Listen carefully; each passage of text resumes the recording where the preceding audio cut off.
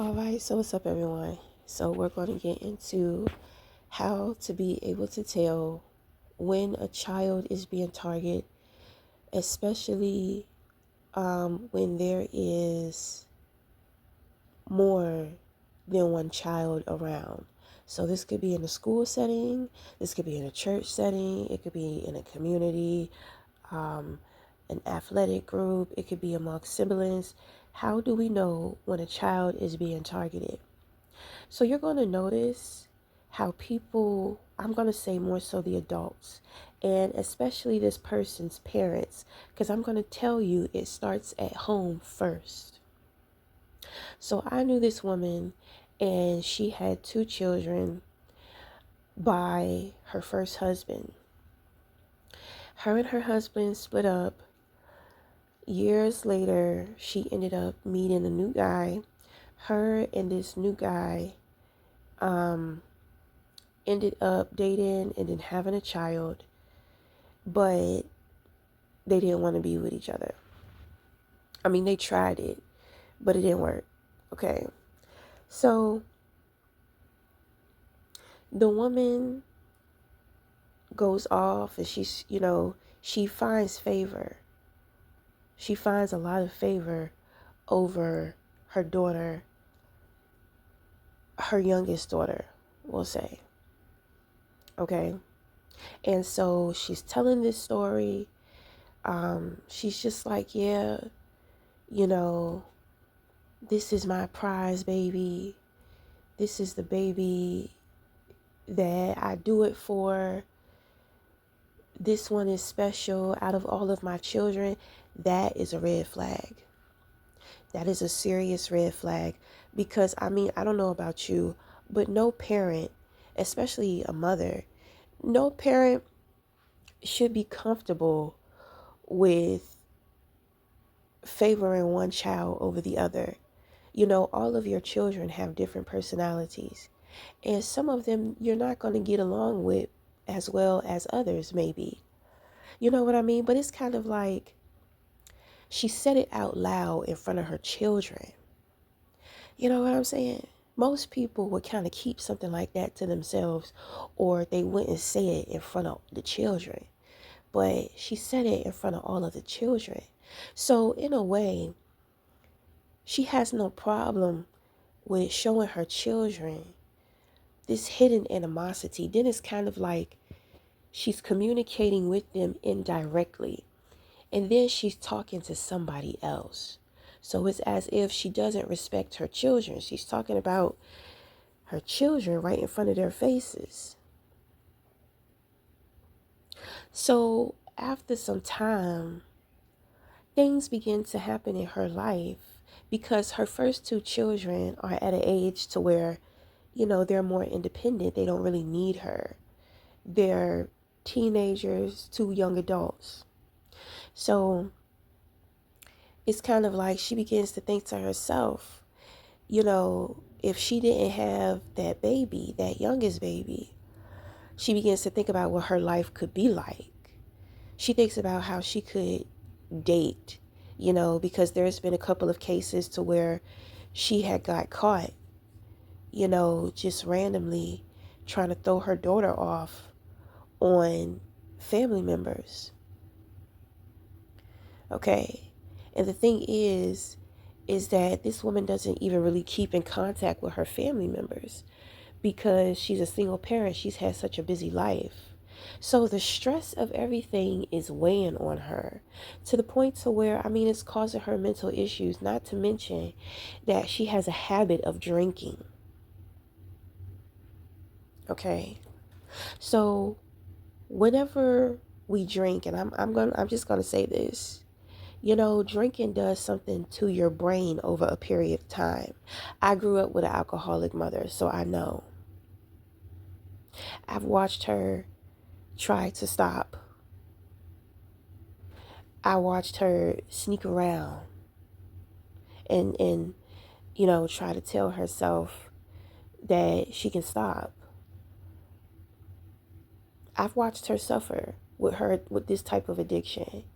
And it gets to a certain point because the alcohol does something to your brain.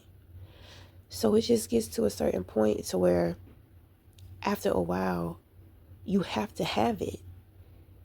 You are not able to function without it. And without some type of help, support, or desire to want to stop drinking, you're not going to be able to stop on your own. You're going to need to go to a rehab, right? So take into account that the drinking on top of the stress, and sometimes we think that we can drink it away when in all actuality we find ourselves becoming more temperamental, meaning that we're very short-tempered, ill-tempered. You'll say anything out of your fucking mouth. You'll do anything. You're very impatient. Okay, the lack of sobriety. So, she starts thinking and reflecting.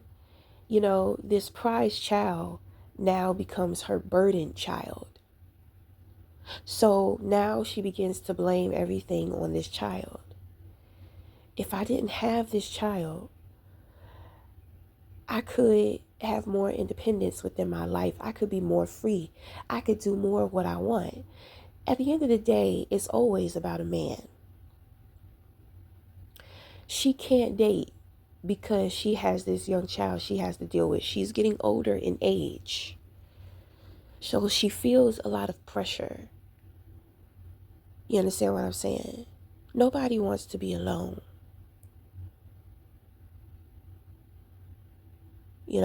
She has a problem and she doesn't want to admit that she has a problem. So she blames it on her daughter. Men have told her they're not interested or they don't like her because of who she is. But she refuses to accept and believe that it's because of her. So she blames her daughter. So she looks at her daughter like, you're the reason why nobody wants me. You're the reason why I'm going to end up alone. And not to mention, she absolutely hates the father. She absolutely hates the father. So she takes that hatred out on the daughter as well. It's very hard to detect sometimes when a child is a targeted child. But the thing is that because, like I said, she went from being her favorite child to being her burden child. And a lot of the times, what parents will do, especially women like this, very toxic women who have a problem with drinking and are dealing with a whole bunch of issues and don't understand. These are people who need help. These are individuals who are abusers. Most of these women, they fake it. They fake it. They fake it because every time they lose their temper and they do something, in the moment, it feels good to them.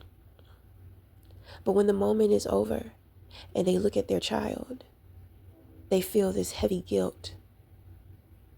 But it's like this guilt keeps them sunken in this place of abuse. It's a constant confliction. I love my child, but I hate this child at the same time. So now the child becomes their punching bag, whether that's physically, mentally, verbally, emotionally. But every time they do things to this child, because it's kind of like when they pick up the drinking, that's when their mind is able to relax. That's when they find their patience. You understand what I'm saying? And so when they drink, that's when they feel the guilt. When they're not drinking, they feel the impatience. They feel the intemperance of things. And so they're not thinking. So a lot of the times when they're not drinking, they want to drink. And it's kind of like they know that drinking is messing with them and causing them heavy issues within taking care of their responsibilities. But sometimes individuals are so desperate for that good feeling because they don't feel good without it. And people want to feel good. But the thing with drinking is that drinking is a suppressant, meaning it is a downer and it makes you depressed. So, depression is a form of mental illness. It's kind of like a brain cold or a brain flu, meaning that you have to nurture it in order to get rid of it. But at the same time, when we're not taking care of our brain, and especially when we're dealing with vices and the pressures of life, bless you, we just begin to continue to find ourselves in a downward spiral. So I'm going to tell you, this is the child, the targeted child is the child that this person, that the parents try to favor the most. The parent feels so much guilt around the child behind what is taking place behind the scenes. So you'll notice that they'll try to spoil the child more. You know, they're doing all of these activities with the child.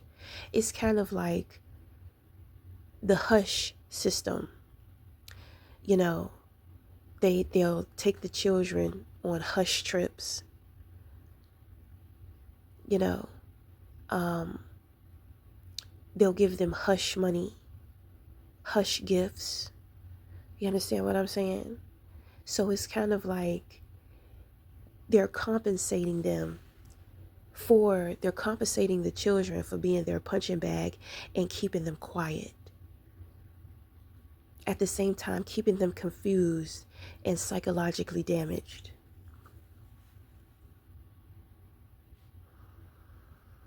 A targeted child gets the most attention.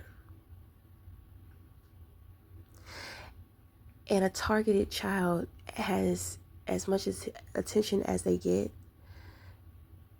They have a lot of envy and jealousy around them as well. They deal with a lot of envy and jealousy. And I'm going to tell you, it's mainly adults. They go through things with children too. But it's kind of like they bring out the worst behavior in adults. Usually a targeted child is dealing with an alcoholic parent.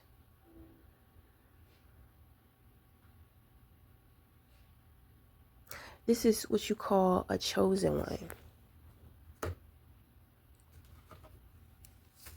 Okay?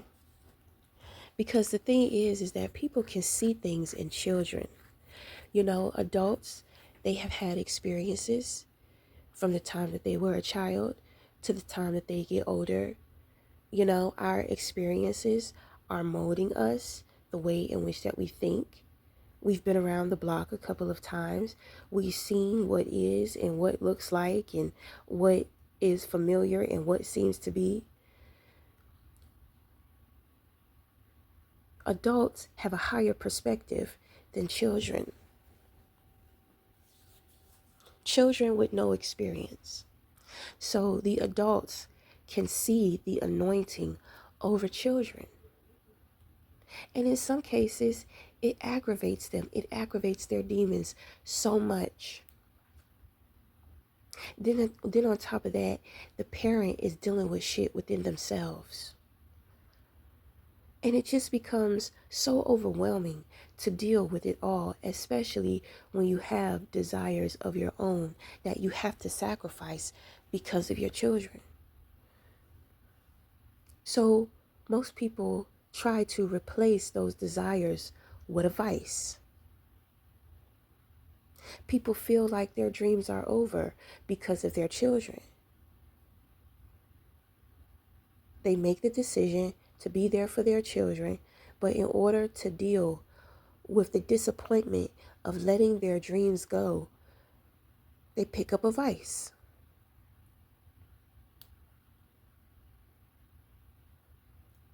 After a while, that vice becomes an addiction. that addiction, after a while, becomes an obsession to where you cannot function outside of that addiction. Then you'll begin to notice you're not really functioning within that addiction either. Rather you're drinking or rather you're not. The truth is that you're not happy. And you don't want to accept that you're happy. You don't want to accept you're unhappy. You don't want to let go that your life is not what you want it to be. And the more you try to fake it, the more that you just try to have a positive outlook on it. Because of the drinking, true to yourself, you can't uphold that. You can't maintain that perspective because it contradicts how you feel. You depend on your emotional state to get you through life.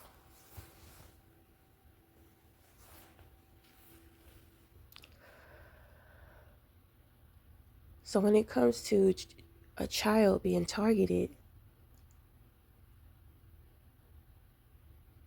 you're going to notice something different, something special about that child. And if you observe all the adults in that child's life, then you will begin to see.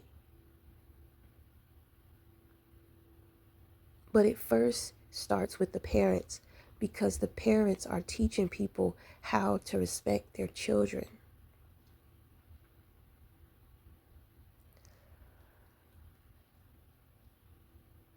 When they don't respect their children, it shows. And then other people feel like, we don't have to respect your child either because you don't.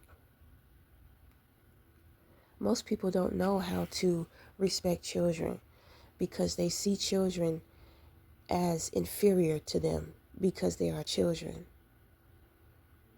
So we deal with this inferior and superior complex. Then these individuals grow up to be adults with this same complex in the world, always feeling like they're inferior or under somebody else, which is somewhat true. But at the same time, they can rise above as well. But if we're always being taught, shown, or spoken to as if we are underneath, then that is what we will think of ourselves. Your temperance has a lot to do with your self-esteem. Your self-esteem is how you value yourself, your self-worth. An individual who doesn't value their self-worth does not value the worth of other people. They do not find value in connection. They do not find value in life. Because in all actuality, they're dead on the outside. They're dead on the inside. So they're attracted to death on the outside. Meaning they're attracted to material things. Materials don't grow. Gold does not grow.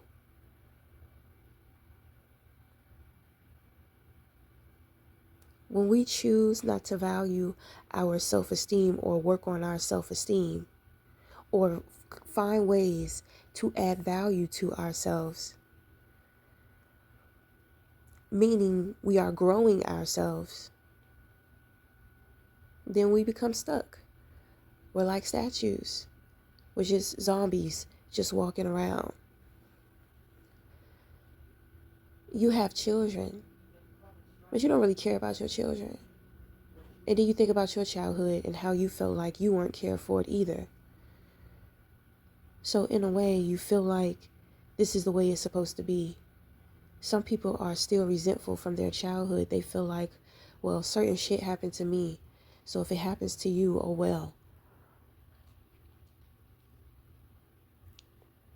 This is how we develop these generational curses and patterns. And it just never stops. It just continues. And each generation passes it on, passes it down.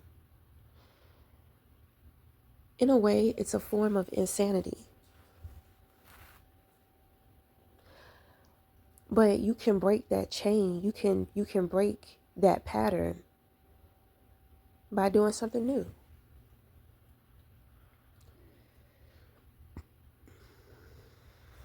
All right, so we're going to wrap it up there.